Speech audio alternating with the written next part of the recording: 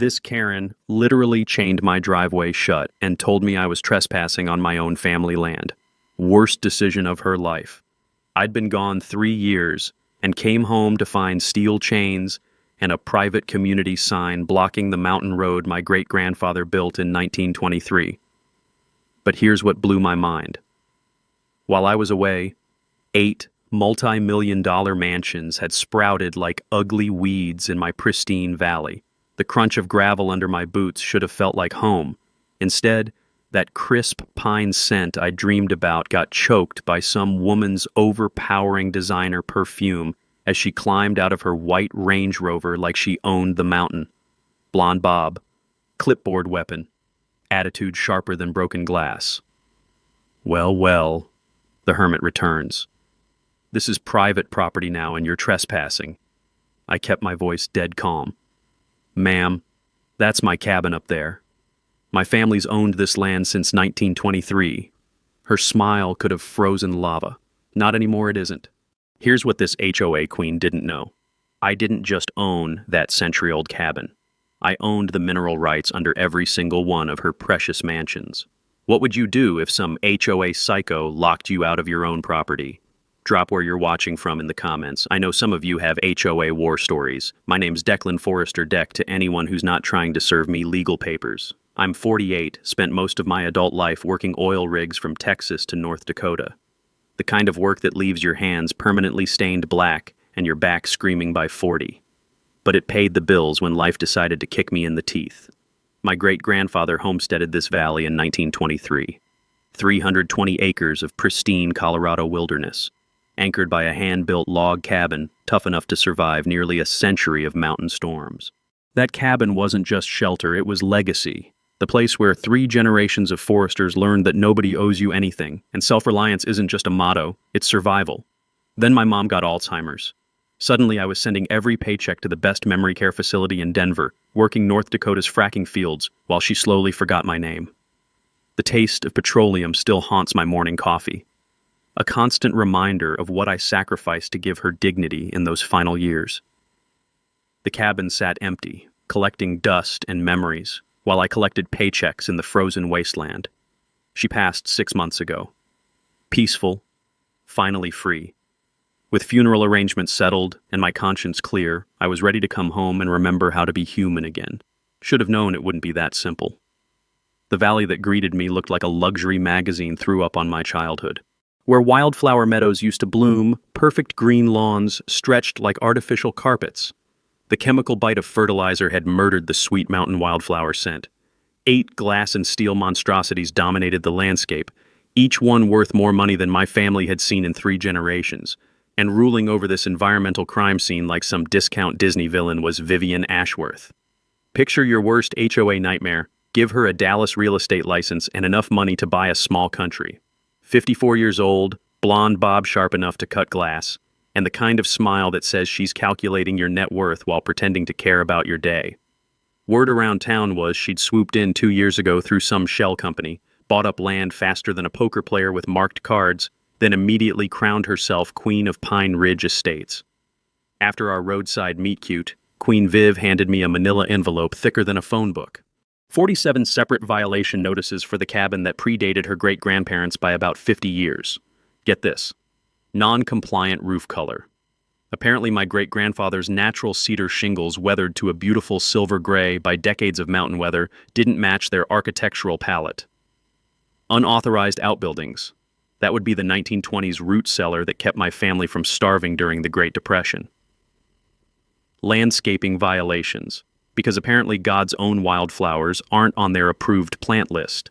The grand total, $73,500, plus $500 per day until I achieved compliance. But here's what really crawled under my skin. It wasn't just highway robbery disguised as community standards, it was the way she said certain types with that particular tone that makes your jaw clench, the way her nose wrinkled when mountain wind carried the honest scent of work clothes. The subtle digs about transient lifestyles and questionable associations. This woman had never worked a day of real labor in her manicured life, but somehow I was the neighborhood cancer threatening her precious property values. The paperwork gave me 30 days. Pay up or face property lien and foreclosure. 30 days to comply with rules I'd never agreed to, from an organization I'd never joined over land my family had owned since before her parents were born. That evening, I drove my rust bucket F-250 to the county courthouse, diesel engine coughing like an old smoker. Jolene Carpenter was locking up. She'd been clerk there since Carter was president. "Deck Forrester," she said, her smile mixing warmth with sympathy. "Welcome home, honey. I'm real sorry about your mother." After thanking her, I asked about the HOA filings. Jolene's expression shifted from friendly to funeral director serious. A lot of politics around that development. Things got rushed through faster than a greased pig at county fair. The HOA covenant documents, filed just 18 months earlier, read like a dictator's wet dream. Page after page of legal jargon giving Vivian Ashworth power over everything from mailbox colors to how often you could have guests. But here's where it got interesting. My signature was nowhere on those documents. Not on any of them. Knowledge nugget. In Colorado, HOA covenants require unanimous consent from all affected property owners to be legally binding. Takeaway. Just because your neighbors signed doesn't mean you're automatically bound. Always verify your property is actually included in the legal documents. Driving home under stars clearer than my legal situation, one question burned in my brain.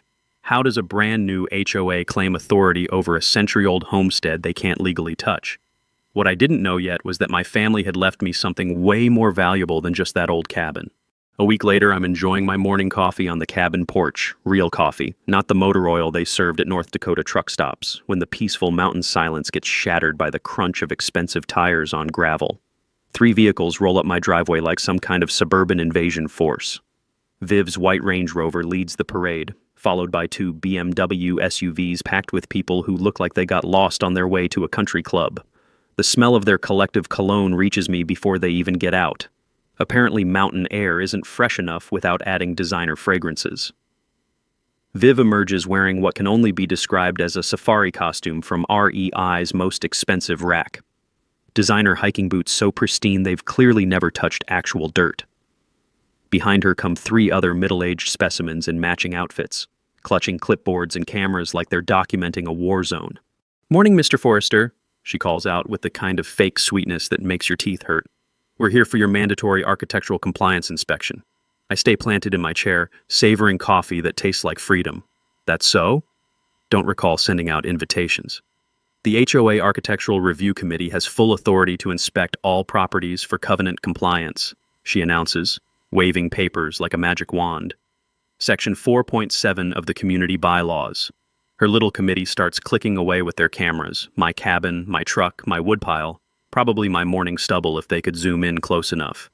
The rapid-fire sound of shutters mixing with their whispered commentary about structural deficiencies and aesthetic disasters. "Ma'am," I say, standing up nice and slow, "this is private property. You weren't invited, and you sure as hell don't have permission to turn my home into your personal photo shoot." Viv's smile turns shark-like. "Actually, we do. Section 4.7 clearly states that the Architectural Committee—" "Section 4.7 of covenants I never signed," I cut her off. "Documents that don't apply to property that was never legally included. Now I'm asking you politely once to get off my land." Her face goes from pale to lobster red in about 3 seconds. She herds her committee back toward their vehicles like a frustrated camp counselor, but not before rolling down her window for one parting shot. "You'll regret this attitude, Mr. Forrester. We have ways of dealing with troublemakers who don't respect community standards." The next morning, my mailbox looks like a paper bomb went off. 14 separate violation notices, each one stamped with official HOA letterhead and signed in Viv's aggressive handwriting that looks like angry chicken scratches. Unpermitted structures. My great-grandfather's 1920s outhouse, now a charming historical feature, apparently violates modern setback requirements. Improper vehicle storage. My F-250 parked in my own driveway doesn't meet their precious aesthetic standards. Landscaping non-compliance. Wildflowers that have been blooming here since the Cretaceous period aren't on their approved plant list. But my personal favorite? Unauthorized outdoor equipment storage. These people are fining me for a splitting maul and a stack of firewood. Tools that kept my family warm for generations are now apparently eyesores threatening their property values. Each violation carries a $500 fine with daily penalties until corrected. The paper cuts on my fingers feel like tiny revenge as I sort through their bureaucratic blitzkrieg. That's when I noticed something that makes me smile for the first time all week. Mini twist. The metadata on their violation photos shows timestamps from 3 days before their supposed inspection visit. These clowns had been trespassing on my property all week, photographing my home from multiple angles, planning their paper assault like some kind of suburban military operation. Time for my counterpunch. Radio Shack still exists in small mountain towns, bless their obsolete hearts. I spent the afternoon there picking up a trail camera system 6 units with night vision, motion detection, and audio recording.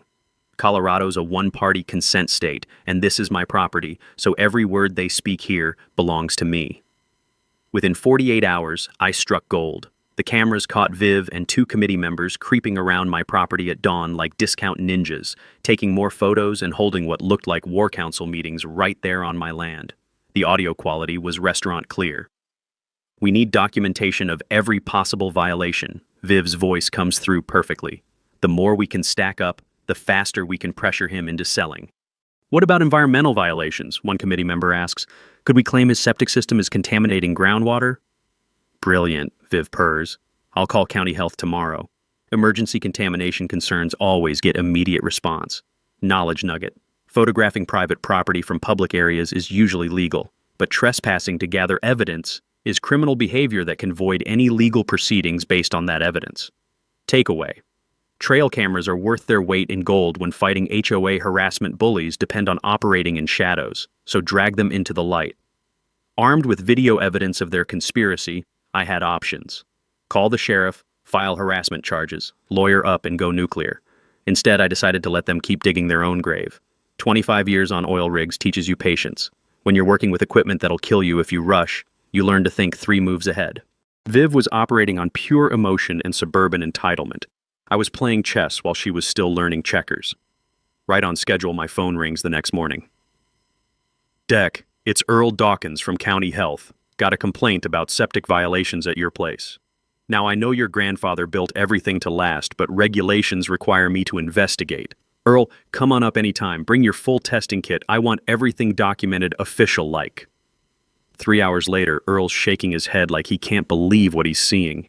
Son, your septic system is cleaner than most brand new installations. Whoever filed this complaint was either completely ignorant or flat out lying. I hand him a USB drive loaded with selected highlights from my trail camera collection.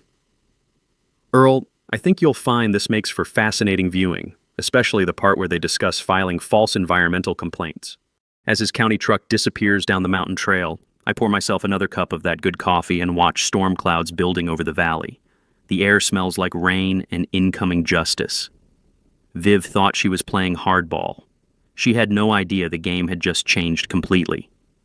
2 days after Earl's visit, I'm splitting firewood behind the cabin when I hear vehicles coming up the mountain again. Not the purr of luxury SUVs this time, the aggressive rumble of county trucks mixed with the whine of what sounds like a news van.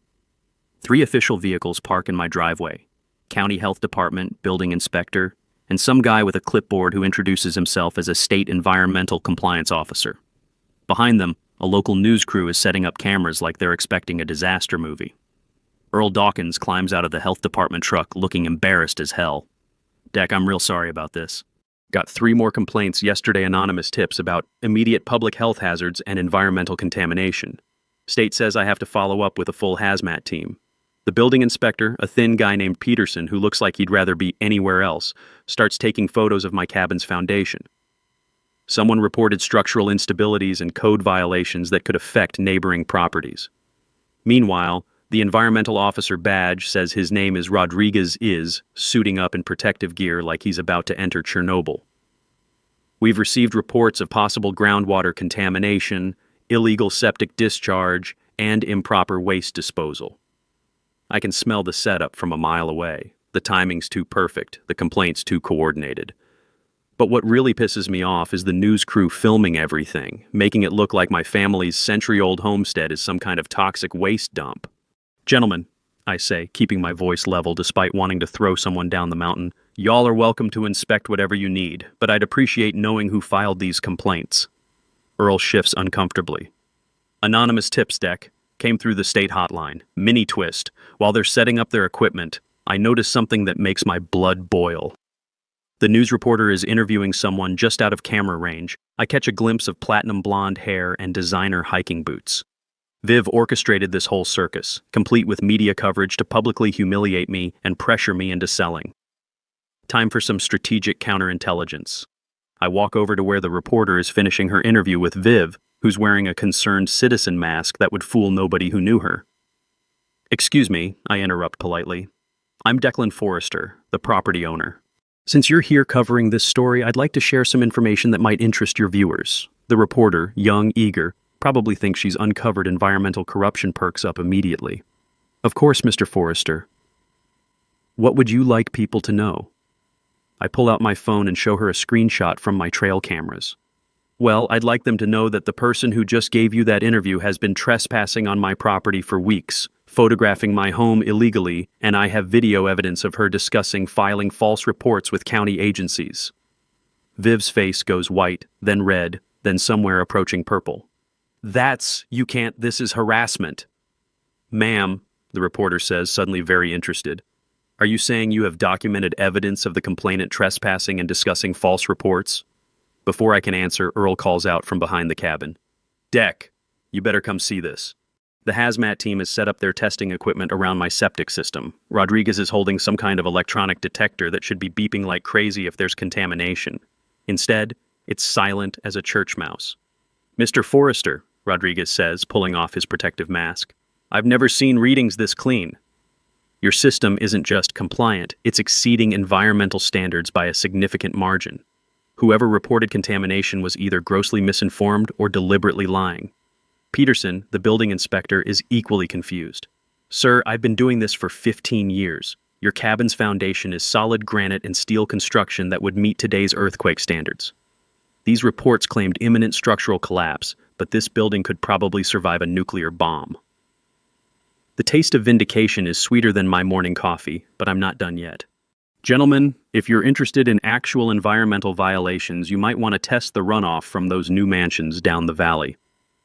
I've noticed some unusual discoloration in the creek after heavy rains." Knowledge nugget. Anonymous complaints to government agencies can be traced through Freedom of Information requests, and false reports to environmental agencies constitute federal crimes with serious penalties. Takeaway: when facing coordinated harassment through government agencies, document everything and remember that filing false reports is a crime that often carries heavier penalties than the violations they're claiming. While the inspection team packs up their equipment, the news reporter corners me for a longer interview. I give her copies of selected trail camera footage, explain the timeline of harassment, and suggest she might want to investigate the rapid approval process for the Pine Ridge development. "This is quite a story, Mr. Forrester. Mind if we do a follow-up piece about HOA overreach and harassment?" "Ma'am, I'd be honored. But you might want to check your sources more carefully next time before showing up with hazmat teams." As the convoy of official vehicles drives away, I notice Viv standing by her Range Rover, frantically talking on her phone. The mountain wind carries fragments of her conversation, words like damage control and legal options, and "this wasn't supposed to happen." The environmental officer stops by my porch before leaving. "Mr. Forrester, off the record, you might want to know that we've gotten similar false reports about properties in Texas and Florida over the past few years. Same pattern, anonymous tips, coordinated timing, always targeting people in disputes with certain HOA management companies. Interesting. Very interesting." That evening, I fire up my laptop and start doing some research on Vivian Ashworth's background. Turns out our HOA queen has left a trail of suspicious property disputes across 3 states, each one involving environmental complaints, harassment campaigns, and mysterious property acquisitions at below-market prices. The pieces of a much bigger puzzle are starting to fit together, and the picture they're forming is uglier than I imagined. But if Viv wants to play dirty, she just picked a fight with someone who spent decades working in an industry where cutting corners can kill you. She's about to learn what real due diligence looks like. The gloves are officially off. The next morning, I wake up to find my power's been cut off. Not storm damage, not a blown fuse. Someone had called the electric company claiming there were dangerous electrical violations that required immediate service disconnection for public safety. The smell of kerosene from my emergency lanterns brings back memories of childhood camping trips. Except this isn't voluntary. I'm boiling coffee over a camp stove when my phone rings. The electric company's automated system informing me that service has been temporarily suspended pending safety inspection and HOA approval for reconnection. HOA approval for electricity on my own damn property. I'm still processing this level of bureaucratic insanity when a certified letter arrives hand-delivered by some law firm courier who looks like he'd rather be serving papers to actual criminals. The envelope is thick as a novel, printed on letterhead so expensive you can feel the money. Ashworth, Sterling and Associates, Real Estate Law. Inside, 47 pages of legal jargon that basically boils down to pay us $250,000 in damages and compliance fees, or we'll sue you into the Stone Age. They're claiming my non-compliance has caused irreparable harm to community property values, and my hostile attitude constitutes intentional interference with business relations. The letter gives me 72 hours to respond. Not to pay to respond. The subtext is clear. Hire expensive lawyers or get steamrolled. But here's what makes this whole performance particularly insulting.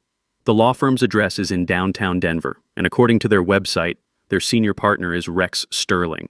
As in Rex Sterling, husband of Vivian Ashworth. These people aren't just corrupt, they're laughably obvious about it. Mini twist. While I'm reading through their legal threats, I notice something that makes me smile for the first time all morning. The lawsuit claims damages from January 1st of this year, but according to county records, I didn't even return to Colorado until March. They're claiming 6 months of property value damage from a guy who wasn't even in the state. Amateur hour. Time for my counter-research phase. I spend the day at the county library. Their internet is faster than my cabin's spotty connection, and I need to dig deep. What I find in public records makes my oil rig days look like kindergarten for complexity and corruption. Vivian Ashworth isn't just some suburban tyrant with a control problem. She's been running the same scam across multiple states for nearly a decade. The pattern is always identical. Buy land cheap through shell companies. Fast-track development permits through friendly local officials. Establish iron-fisted HOA with herself in permanent control. Systematically harass any existing residents who refuse to join or pay her inflated fees. Force them to sell below market value through legal intimidation and bureaucratic warfare. Resell at massive profit. Texas. 4 developments, 17 families forced out, currently under investigation for fraud. Florida, 2 developments, 9 families, 1 federal lawsuit pending. Arizona, 3 developments closed down by state attorney general for racketeering, and now Colorado gets to be her latest hunting ground. But here's where her research team screwed up. They never bothered checking the mineral rights history on my property. While they were focused on surface ownership and HOA covenants, they missed the fact that my great-grandfather was smarter than they gave him credit for. The original 1923 homestead patent didn't just grant surface rights. It included mineral rights, water rights, and something called perpetual access easement for mineral development. Legal language that basically means I have the right to access my mineral holdings even if someone else owns the surface. Every single one of those mansion foundations sits on top of my mineral rights. Knowledge nugget. Mineral rights are separate from surface rights and often trump HOA covenants, local zoning laws, and even some government regulations because they're protected by federal mining law dating back to the 1800s. Takeaway. When fighting property disputes, always research mineral rights, water rights, and easements. They often provide legal authority that supersedes modern restrictions. I'm still absorbing the implications when my phone buzzes with a text from Earl at the health department. Deck, thought you should know. Got a call from the state attorney general's office. Someone's been asking questions about environmental complaints in our county, specifically about patterns of false reporting. Interesting timing.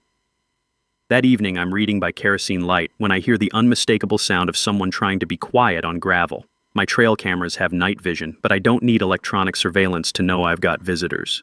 3 figures in dark clothing are creeping around my property with what looks like spray paint cans and a bag of supplies. The smell of gasoline hits my nose just as I realize what they're planning.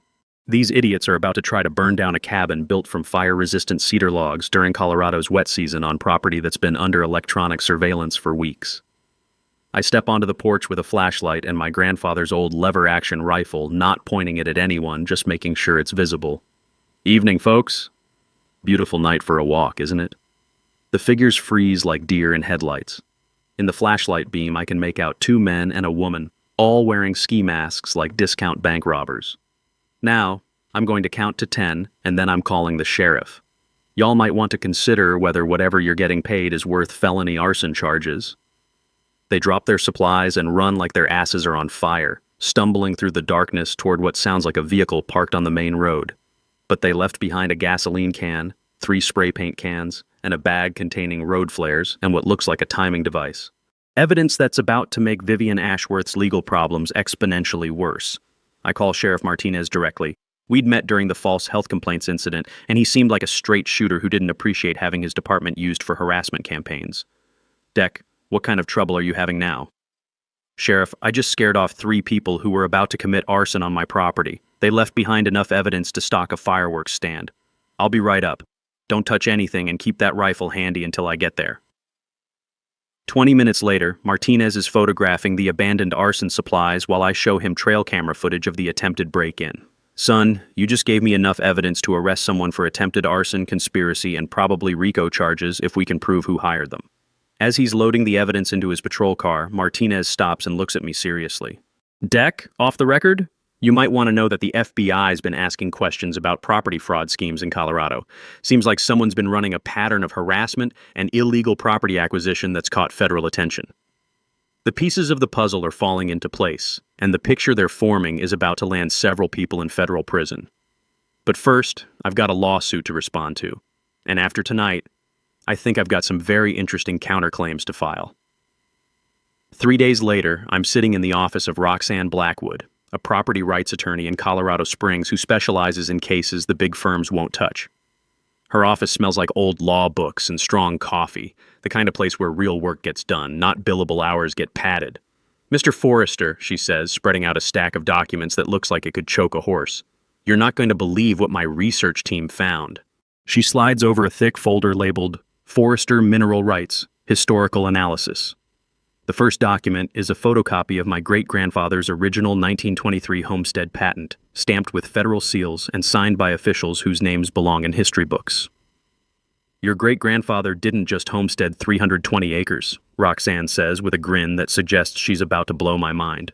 According to federal records, he filed claims on mineral rights covering 1,280 acres, the entire valley floor plus the surrounding ridgelines. I'm still processing this when she flips to the next document. Here's where it gets interesting.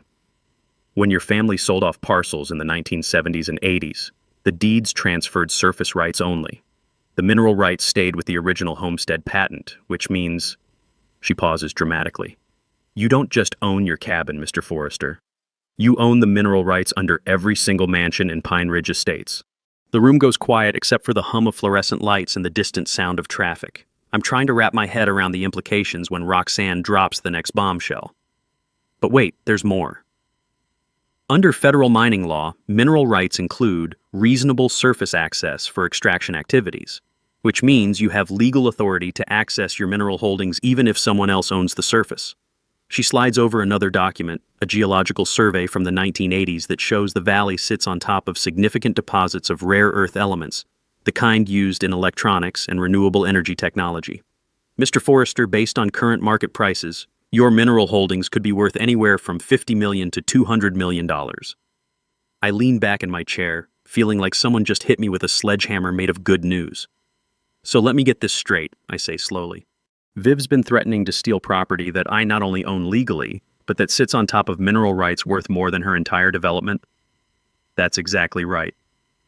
And here's the best part. Every building permit issued for those mansions should have required notification of mineral rights holders. That's federal law. Roxanne pulls out another folder, this one labeled Pine Ridge Development, Permit Violations. None of the permits filed for Pine Ridge Estates included mineral rights notifications.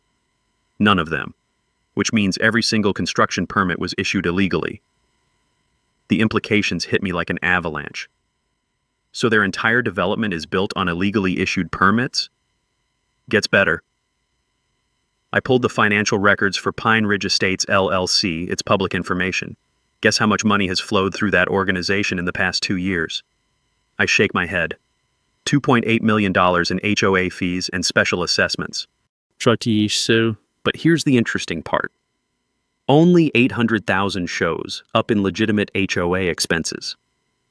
The remaining $2 million disappeared into shell companies owned by She pauses for effect. Board members, family businesses. My jaw drops. She's been embezzling $2 million? That's just what we can trace. The real number is probably higher. Roxanne leans forward, her expression turning serious. Mr. Forrester, what you've got here isn't just an HOA dispute. This is organized fraud, racketeering, and potentially federal crimes involving mail fraud, wire fraud, and violation of federal mining laws. She hands me one final document, a letter with FBI letterhead. This morning, I contacted the federal task force that's been investigating property fraud schemes in the Mountain West region. Agent Patricia Reeves is very interested in talking to you. Seems like your situation fits a pattern they've been tracking across multiple states. I stare at the letter, trying to process everything. 6 months ago, I was just a guy trying to come home and heal from grief. Now I'm sitting on mineral rights worth hundreds of millions, evidence of federal crimes, and the key to bringing down what appears to be a multi-state criminal enterprise. Roxanne, what happens now? She smiles like a shark that's just spotted a school of fish. Now, Mr. Forrester, we turn the tables completely. You're not the defendant in this story anymore. You're the plaintiff with enough legal firepower to level their entire operation. The taste of justice is sweeter than I expected, but there's still work to do. First thing we do is file for an emergency injunction to stop all HOA activities pending investigation of their legal authority. Second, we demand a complete accounting of every dollar that's flowed through their organization. Third, we notify every homeowner in the development that their property titles may be invalid due to permit violations. She pauses, letting that sink in. And fourth, we let Agent Reeves know that you're ready to cooperate fully with the federal investigation. I walk out of that office feeling like a different man than the one who walked in. The mountain air tastes cleaner, the sun feels warmer, and for the first time in months, I'm not playing defense. Vivian Ashworth thinks she's been hunting a wounded deer. She's about to find out she's been stalking a grizzly bear with a law degree and federal backing. The real fight is just beginning. Walking out of Roxanne's office, I feel like Clark Kent stepping out of a phone booth, except instead of a cape, I'm wearing mineral rights worth more than most small countries' GDP. But having nuclear weapons and knowing how to use them strategically are two different things entirely. Roxanne's assembled what she calls a dream team, though it looks more like a support group for lawyers with justice complexes. There's Marcus Chen, an environmental attorney who usually defends spotted owls but got interested when he heard about illegal permit violations. Sarah Martinez, a financial crime specialist who left the prosecutor's office because she was tired of plea deals with white-collar criminals. And Jake Morrison, a former FBI agent turned private investigator who specializes in multi-state fraud cases. First things first, Roxanne says over coffee that could strip paint. We need to document everything systematically.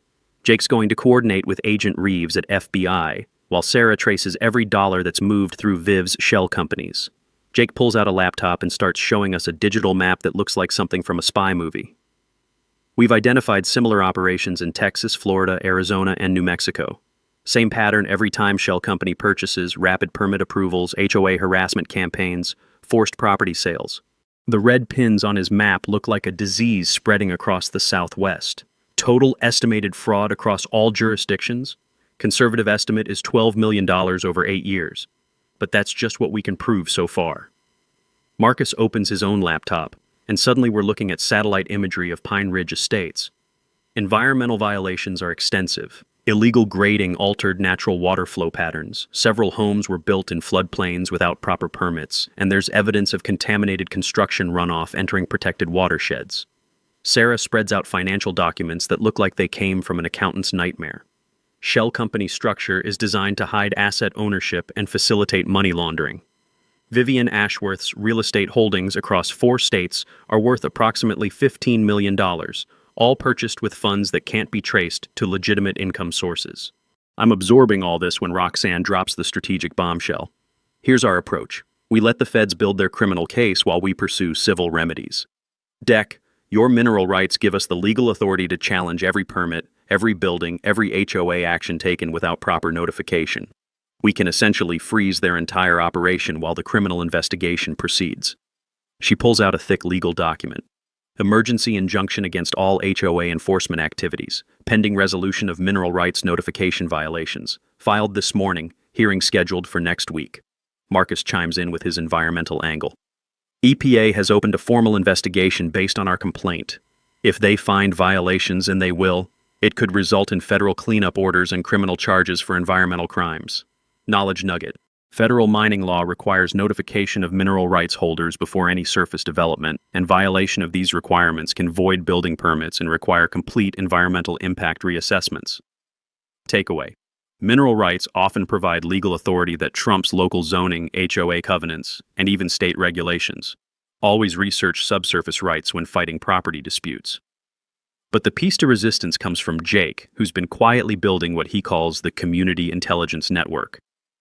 Deck, remember your neighbor Silas? Turns out he's not the only original resident who's been keeping detailed records of HOA harassment. We've got 4 homeowners with documentation going back 2 years, plus 3 newcomers who realized they were defrauded after buying properties with clouded titles. He slides over a thick binder labeled Witness Statements and Evidence. 17 people willing to testify about harassment, fraud, embezzlement, and conspiracy, plus your trail camera footage, financial records, and now federal agency backing. Sarah opens another folder that smells like fresh printer ink and righteous anger. Civil lawsuit filed this afternoon. RICO charges against Vivian Ashworth, Rex Sterling, and 12 co-conspirators across 4 states, seeking treble damages under racketeering statutes, which means... She pauses for dramatic effect. If we win, they're not just looking at criminal charges. They're looking at paying back 3 times every dollar they've stolen, plus attorney fees, plus punitive damages. Roxanne leans back in her chair with the satisfied expression of someone who's about to ruin some very deserving people's entire lives. Conservative estimate? We're talking about a $40 million judgment, complete asset forfeiture, and federal prison sentences ranging from 10 to 20 years. The room goes quiet except for the sound of justice grinding its gears. What about the innocent homeowners? I ask, because despite everything, I don't want regular families to lose their homes because they trusted the wrong people. Marcus has an answer for that, too. Title insurance claims, plus a settlement fund created from seized assets. Every legitimate homeowner gets made whole, properties get proper environmental remediation, and the valley gets permanent conservation protections. Jake closes his laptop with a decisive snap. Timeline: emergency injunction hearing next week should freeze all HOA activities. FBI arrests probably happen within 30 days based on evidence quality. Civil trial starts in 6 months, but most defendants will settle once the criminal charges come down. I look around the room at these 4 people who've decided to help a mountain hermit take on organized crime, and I feel something I haven't experienced since my mom died. Hope mixed with the absolute certainty that justice is coming. So, I say, when do we start destroying these people's lives? Roxanne's smile could power a small city. Mr. Forrester, we already have.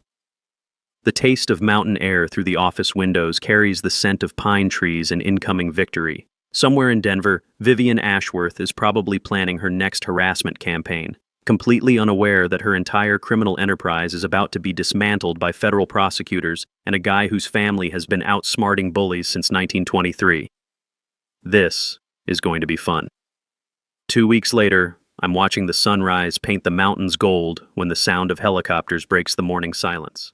Not the occasional medical transport or news chopper. These are federal birds, black and serious, circling the valley like mechanical vultures. By 8 a.m., Pine Ridge Estates looks like a federal crime scene. FBI vehicles, IRS criminal investigation vans, EPA enforcement trucks, and enough federal agents to invade a small country.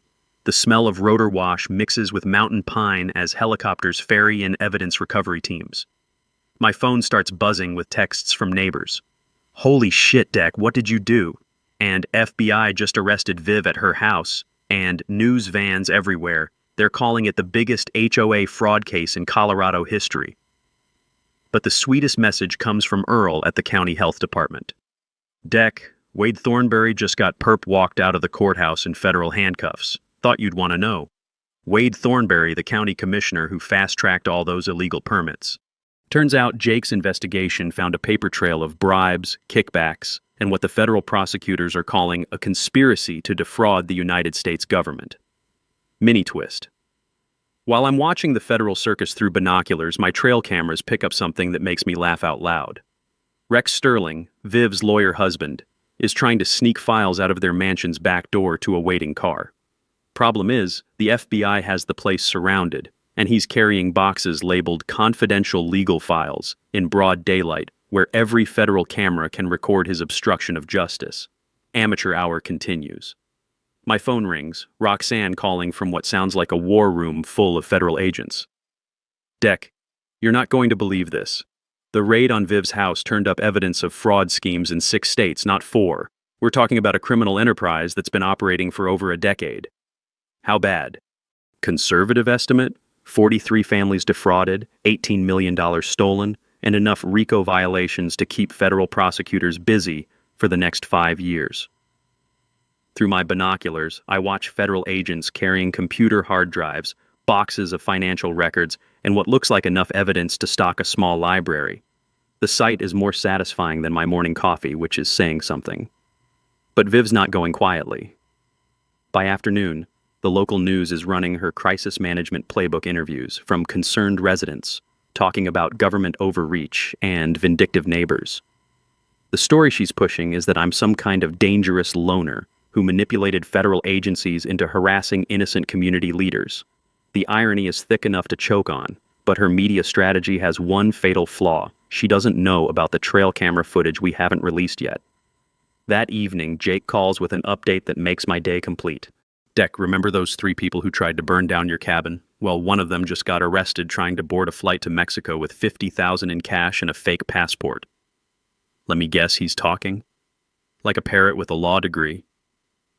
Turns out Viv hired them through her cousin's security company in Dallas, same crew that's been doing intimidation work for her other fraud operations across the Southwest. The pieces keep falling into place like dominoes in an earthquake. Gets better, Jake continues. Guy's testimony puts Viv at the center of a conspiracy that includes arson for hire, witness intimidation, bribery of public officials, and what the feds are calling domestic terrorism for using government agencies as weapons against private citizens. That night, I'm reading by LED lantern, still no power, but now it's by choice rather than harassment, when Sheriff Martinez pulls into my driveway with his lights off. Deck, he says quietly, thought you should know. Federal marshals are setting up a security perimeter around the valley tonight. Agent Reeves thinks Viv might try something desperate before they can arrest her associates. Desperate how? The kind of desperate that makes people do stupid things with explosives. He hands me a radio and a federal contact card. Direct line to FBI Tactical Command. If you see anything unusual, call immediately. As his patrol car disappears into the darkness, I realize that what started as a property dispute has become something much more dangerous. When people are facing life sentences, they sometimes decide they have nothing left to lose. The mountain air tastes different tonight, charged with tension and the metallic scent of approaching storm. My trail cameras have night vision. My grandfather's rifle is loaded, and somewhere in the valley below, federal agents are watching over a community that's about to learn how deep corruption can run in small places. But there's something else in the air tonight, the smell of justice finally catching up to people who thought they were too smart to get caught. I settle into my porch chair with the radio close at hand and my rifle across my knees. If Viv wants to add federal assault charges to her growing collection of felonies, she's welcome to try. The grizzly bear is awake, and he's done being hunted. Around midnight, my trail cameras detect movement on the Access Road 3 vehicles with their lights off, moving slowly toward the valley like they're planning something that requires darkness. Time to call in the cavalry. I key the radio and whisper, FBI command, this is Forrester. I've got 3 vehicles approaching the valley with lights off, moving tactical. You might want to take a look. The response comes back immediately. Copy, Forrester. Maintain position. Do not engage. Federal units moving to intercept. Through the darkness, I can hear the faint sound of helicopters spooling up somewhere in the distance. The final confrontation is about to begin, and this time, the good guys have federal backup. Vivian Ashworth picked the wrong mountain hermit to mess with. The helicopters never came. By dawn, the 3 mysterious vehicles had vanished like ghosts, leaving me wondering if I'd imagined the whole thing. But Agent Reeves calls at 7 a.m. with news that explains the midnight theater. Mr. Forrester, those vehicles you spotted were ours federal surveillance teams repositioning for today's operation. Thanks for the heads up, though. Shows our perimeter security is working. Today's operation? Final phase arrests. We're picking up the last of Viv's associates, including some players from out of state who thought they could skip town before we connected the dots. By noon, the news is reporting federal arrests in Texas, Florida, and Arizona, all connected to what they're calling the Pine Ridge fraud conspiracy. 17 people in custody, with more arrests expected. The financial crimes alone are staggering. $23 million in stolen HOA fees, fraudulent property transactions, and what prosecutors describe as the largest organized HOA fraud scheme in U.S. history. But Vivian Ashworth is nowhere to be found. Mini twist.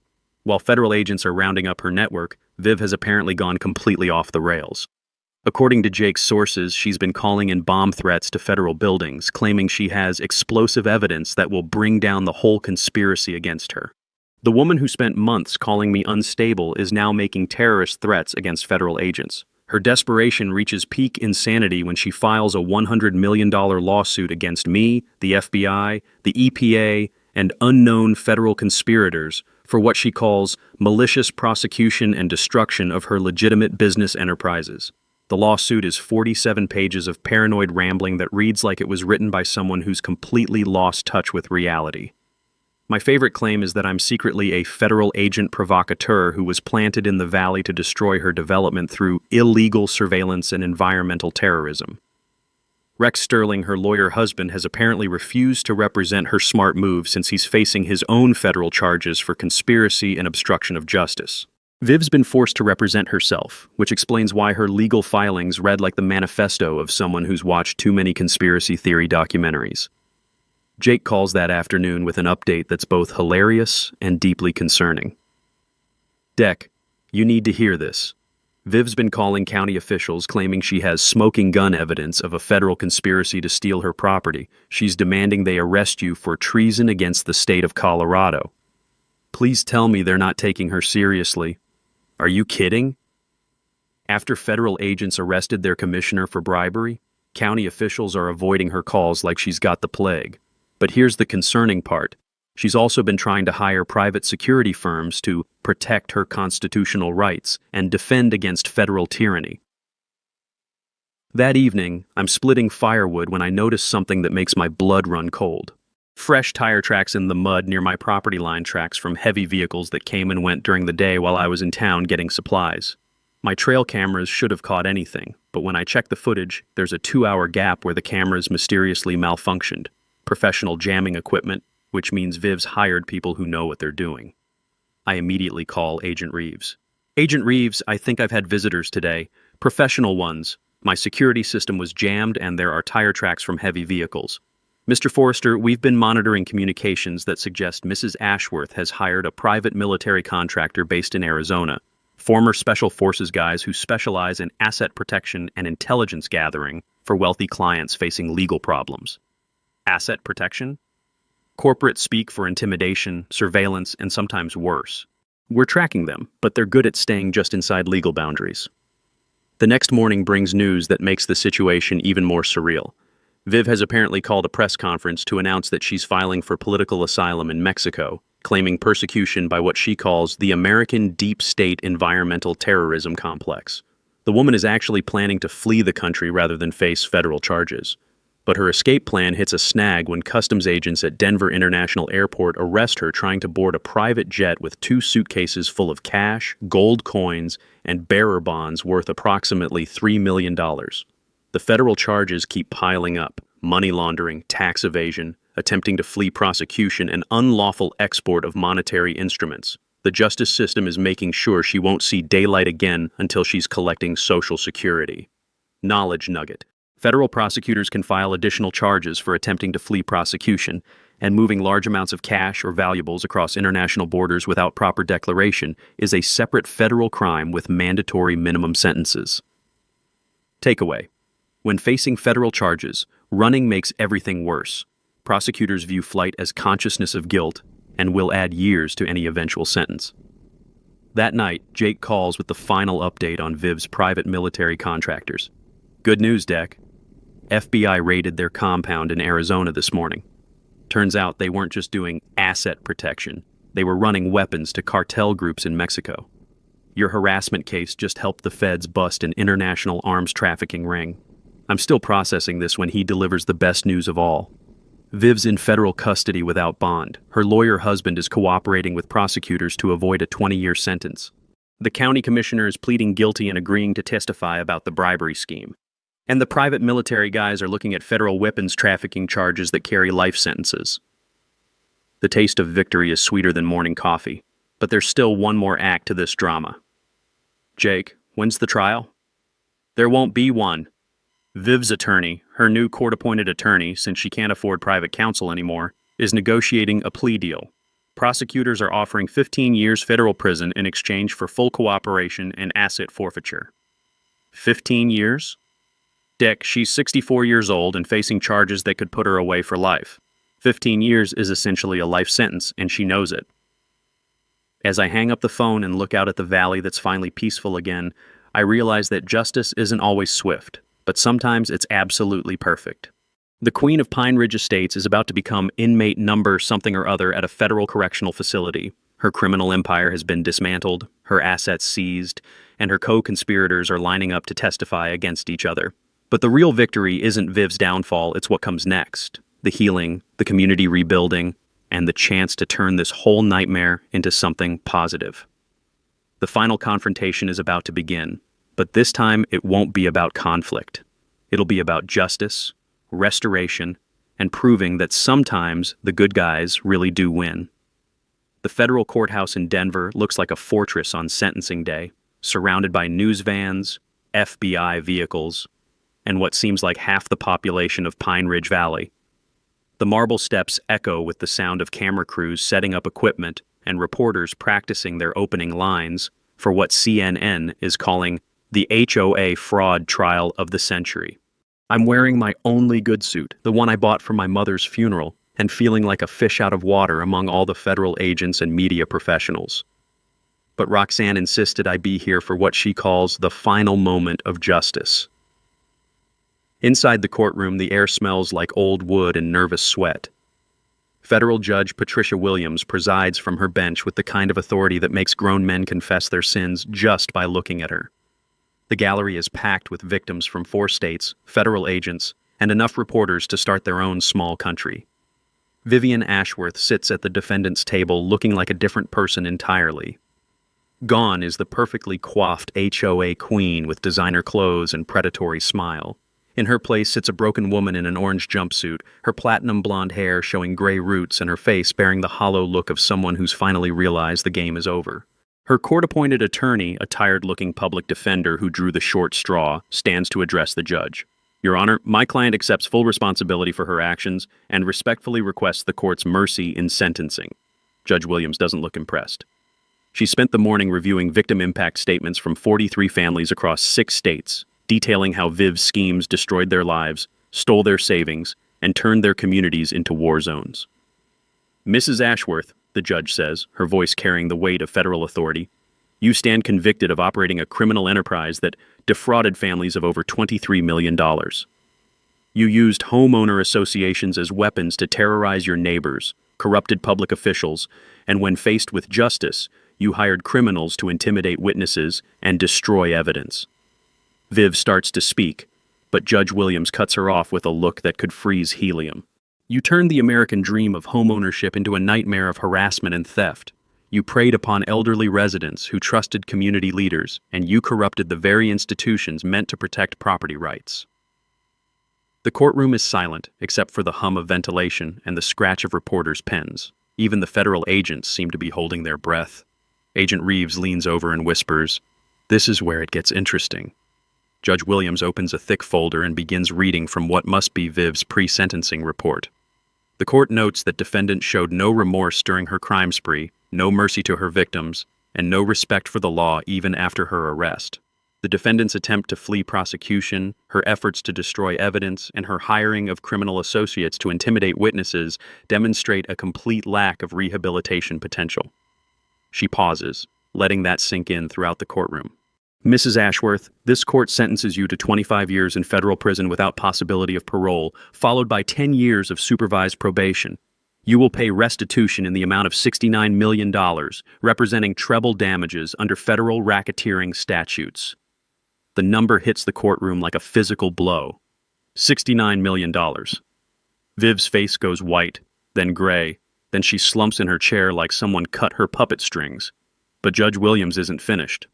Additionally, all assets connected to your criminal enterprise are hereby forfeited to the United States government for victim compensation. This includes all real estate holdings, bank accounts, investment accounts, jewelry, vehicles, and any other assets acquired through proceeds of your criminal activity. Viv finally finds her voice, and what comes out is pure, unfiltered desperation. Your Honor, this is persecution. I was protecting property values. I was trying to build a community. That mountain man destroyed everything with his lies and his federal conspirators. Even her own attorney looks embarrassed as she continues her delusional rant. I demand a retrial. I demand an investigation into federal overreach. I demand— Mrs. Ashworth, Judge Williams interrupts with ice-cold authority.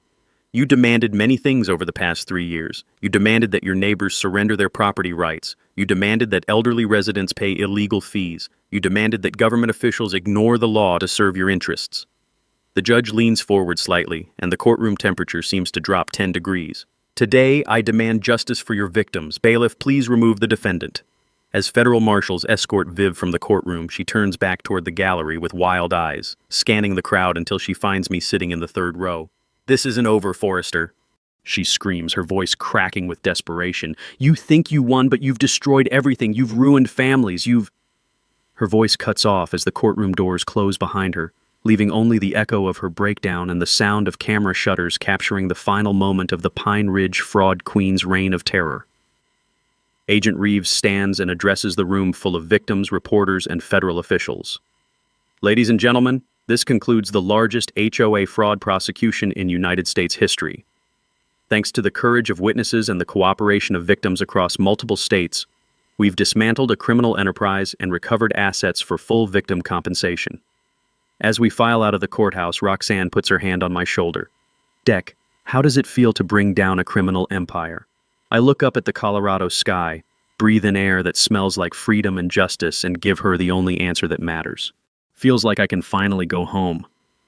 The taste of victory is sweet, but the real satisfaction isn't Viv's downfall. It's knowing that 43 families are getting their money back. Corrupt officials are behind bars, and no other community will have to endure what Pine Ridge Valley went through. Justice served, mountain style. 6 months later, I'm sitting on my cabin porch with real electricity, hot coffee, and the satisfaction of watching the valley heal itself. The morning air carries the scent of wildflowers returning to meadows, where Viv's manicured lawns used to assault the landscape. Nature has a way of reclaiming what belongs to it, given enough time and the absence of HOA landscaping Nazis. The federal asset forfeiture turned into the largest victim compensation fund in Colorado history. Every family that got defrauded received full restitution plus damages.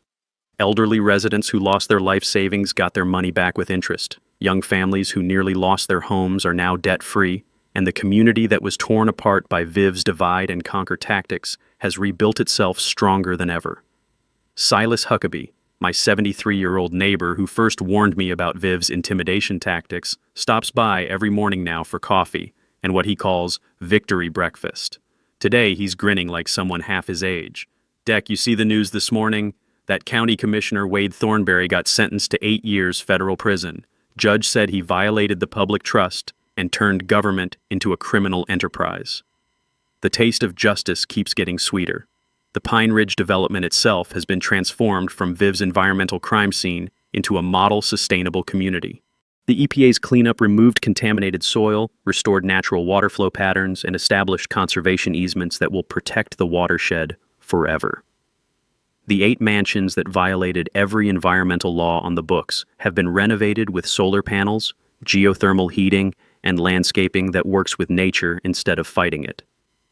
Most importantly, the new community operates as a voluntary homeowners association with rotating leadership, transparent finances, and bylaws that would make constitutional lawyers weep with joy. No mandatory fees, no architectural Nazis, no power-hungry dictators masquerading as community leaders.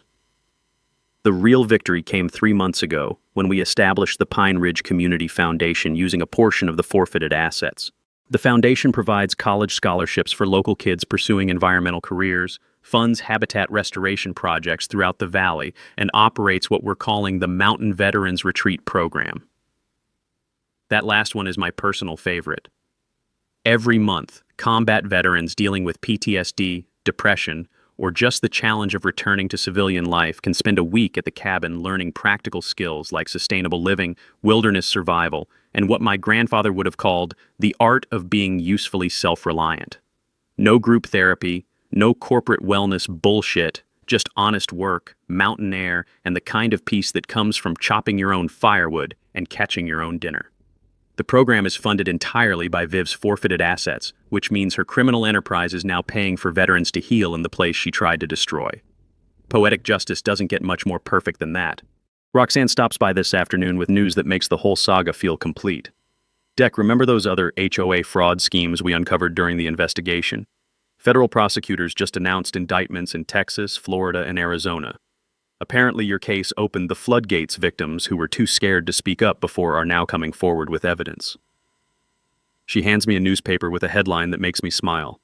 Colorado mountain mans stand against HOA tyranny sparks nationwide reform movement.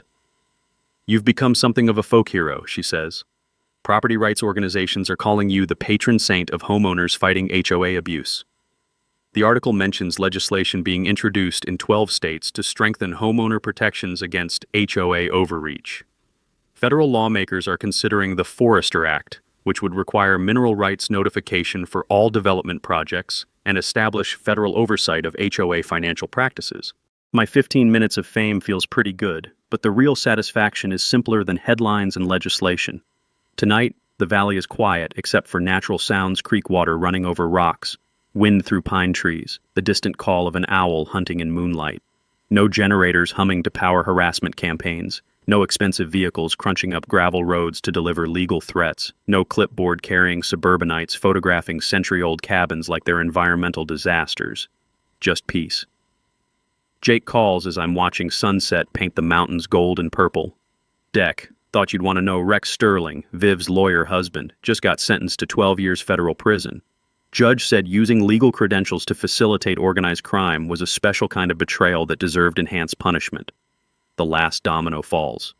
But here's the best part, Jake continues. Prison officials assigned Viv to work detail in the laundry facility.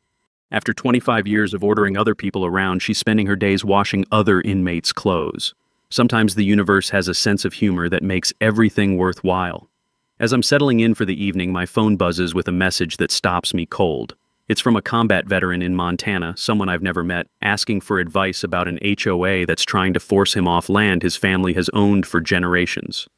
The pattern sounds familiar: harassment campaigns, frivolous fines, coordinated legal threats designed to break someone who just wants to be left alone. I pour myself another cup of coffee, fire up the laptop, and start typing a response.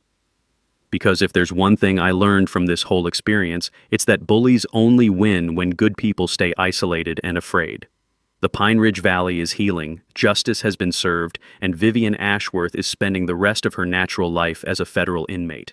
But the fight for property rights and community decency is bigger than one corrupt HOA queen and her criminal enterprise. Time to help the next mountain man stand his ground. Share your own HOA nightmare stories in the comments below. Let's make sure other communities don't have to go through what Pine Ridge Valley endured. And hit that subscribe button if you want more David versus Goliath justice stories that prove sometimes the little guy really can win. Remember, document everything, know your rights, and never let suburban dictators turn your community into their personal kingdom. The law is on your side, even when it doesn't feel that way. Justice, mountain style. Case closed.